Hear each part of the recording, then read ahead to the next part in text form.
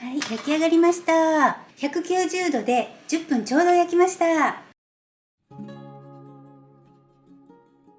いつもご視聴いただきありがとうございます。美味しい引き出しの英子です。今日は2時間ブリオッシュを作ります。海外の YouTuber さんの動画を見ていたら、生地にお酢を入れて作るパンというのを発見して、なんて面白いんだろうと思って、私なりにアレンジをして試作をしてみたところ、とっても美味しくできたのでシェアしたいと思います。お酢の効果なのか、次の日もふわふわしっとりです。柔らかくて歯切れのいい生地はハンバーガーやサンドイッチにもぴったり。しかも焼き上がるまで約2時間でできちゃいます。ぜひ最後まで楽しんでみてください。では生地作りから始めましょう。材料はこちらです。強力粉、砂糖、塩、ドライイースト、溶き卵、無塩バター、太白ごま油、牛乳、そして珍しいところでお酢とベーキングパウダーです。材料や分量などの詳細は概要欄をご参照ください。まずイーストの予備発酵をします。測っておいた分量の牛乳の中から大さじ2杯分くらいを小さな容器に移します。そしてこれを40度ぐらいに温めていきます。はい、温めてきました。そしてこの牛乳は後で使いますので、こちらは30度ぐらいに温めておきます。お砂糖です。これを分量の中から3本の指でつまむくらい、このくらいを入れておきます。で、軽く混ぜて、そしてここにイーストを振り入れます。イーストはね、牛乳にちょっと溶けにくいんですけど、こんな感じでイーストに水分を行き渡らせてからマドラーでよく混ぜておきます。完全には溶けなくても大丈夫。このくらいで OK です。で、イーストからブクブク泡が立ってくるまでこのまま室温に放置します。次に粉類を合わせます。強力粉のボウルの中に塩、砂糖、ベーキングパウダーを入れます。空気を含ませるように軽く混ぜ合わせておきます。イーストの予備発酵が終了しました。こんな感じでブクブクになりました。そしたらこれをくるくるくるっと回転させながらちょっと生地を作るボウルに移します。この中でね、液体を合わせますね。で、牛乳、これは30度ぐらいに温めたものです。で、これ太白ごま油、香りのない植物オイルだったら何でも大丈夫です。それから溶き卵、これは常温に戻しておきます。一度軽く混ぜます。そしたら先ほど合わせた粉類半分くらい入れます。これかな。はい、そして混ぜます。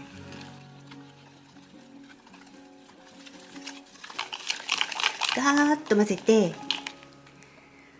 このように粉が見えなくなって滑らかになったらこれで OK です。はい、蓋をしてこのまま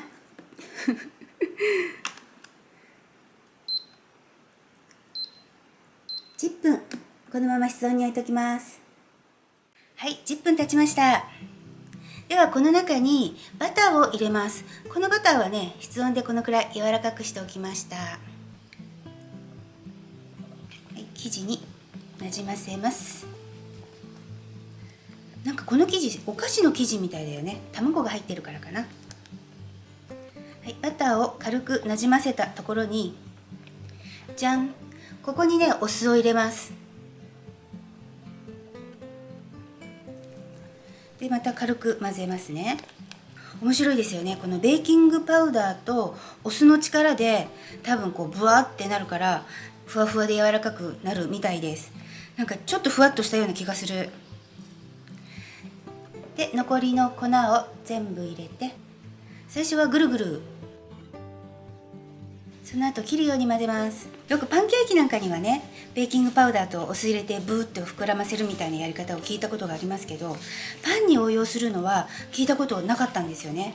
で、今回ね、試作してみたらなんか本当にふわふわで柔らかくて美味しくて、しかも時短でできたので、皆さんにもぜひね、これ試してみていただきたいと思います。はい、このくらい水分が回ったらハムスター混ぜいきます。ボウルを縦にして上から手で押さえて、ヘラの根元を持って向こう側から手前へ、向こう側から手前へ。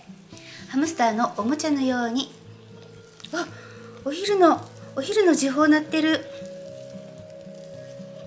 そう、今お昼なんですよ。朝から何も食べてないんで超お腹空いた。そしてまた前回に引き続き、私これ濡らしてくるの忘れた。ちょっと濡らしてきます。はい、濡らしてきました。そして時報も終わりました。ハムスター混ぜの続きいきたいと思います。この辺にこすりつけるようにして、こうやって混ぜていくと簡単に混ざります。今日はね、パンチ1回なので気持ち長めにハムスター混ぜします。今日もね、お外すごい暑くて、今室温がもう29度とかある。やばい、クーラー入れなきゃ。熱中症になっちゃうよ。皆さんもね、熱中症にならないように気をつけましょうね。はい、このくらいで OK です。ボウルの周りをきれいにしてひとまとめにします。こんな感じ。蓋をして次は20分置いておきます。20分経ちました。ベランダの室外機のあたり、温度計で測ってみたら32度でした。発酵にちょうどいい快適な温度だったと思います。では、今日は1回だけパンチを行います。なんか生地がふわふわ。今日の生地は油脂がとても多いので、いつものようにオイルをたらっとはしません。で、今ひっくり返しました。で、軽くポンポンして10回ほど折りたたみます。ビローンって伸ばして折りたたむ。ビローンって伸ばして折りたたむ。角度を変えてビローンと伸ばして折りたたむ。これをだいたい10回ぐらい。はい、生地の表面を整えます。では軽く表面を濡らして蓋をしたら、また温かいところで2倍くらいの大きさになるまで一次発酵させます。ではまたベランダに持っていきます。はい、一次発酵が終了しました。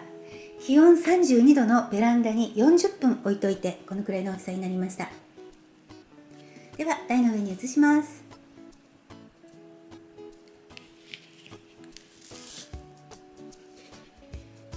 はい、軽くガスを抜いてひとまとめにして重さを測ります。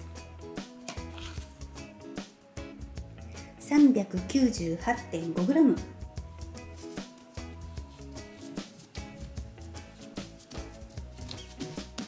はい、では6分割します。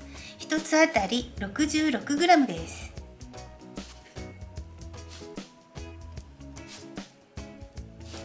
では重さを揃えます。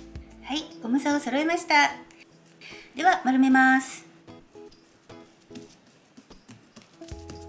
ガスを抜いてきれいな面を下にして、このように中央に集めて、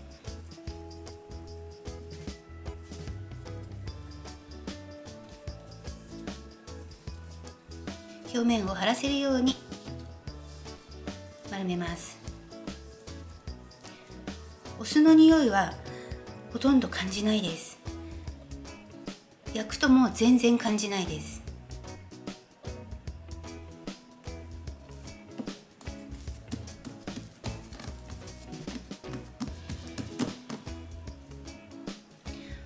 油脂がたくさん入っているので、生地はねとても扱いやすいです。手粉もねほとんど使わないで、もう簡単に丸めることができます。で、そこをしっかり閉じて、はい、出来上がり。最終発酵はオーブンの発酵機能を使います。35度で一旦20分で取り出します。では乾いた布巾をかぶせていってきます。はい、最終発酵が終了しました。20分経ったところで出してきました。オーブンは190度に予熱をスタートさせています。だいたい 1.5 倍ぐらいかな。いつもよりも最終発酵が短めです。でもこれね、ほらこんな風に押して元に戻ってこない、このくらいの感じになれば OK なんです。で、予熱が完了するまでこのまま生地の表面を乾かしておきたいと思います。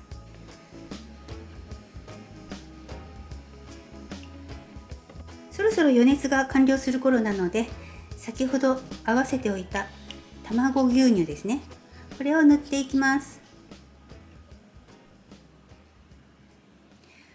表面を乾かしていたのは乾かした方が塗りやすいので、今回は乾かしました。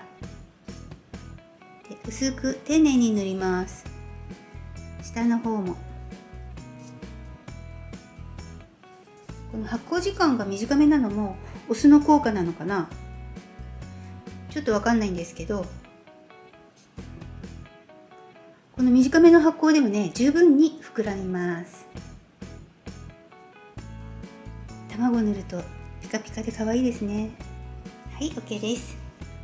では190度で10分ぐらいを目安に焼いていきます。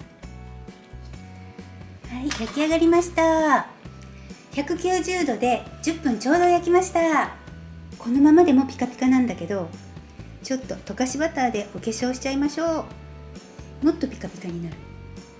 いや、めちゃくちゃ美味しそう。もうね、お酢の匂いとかは全然しませんよ。はい、完成です。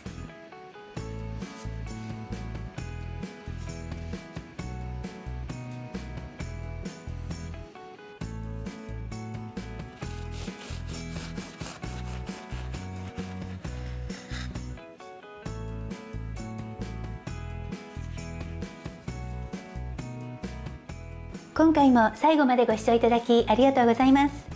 チャンネル登録もよろしくお願いします。ではまた次回の動画でお会いしましょう。バイバイ。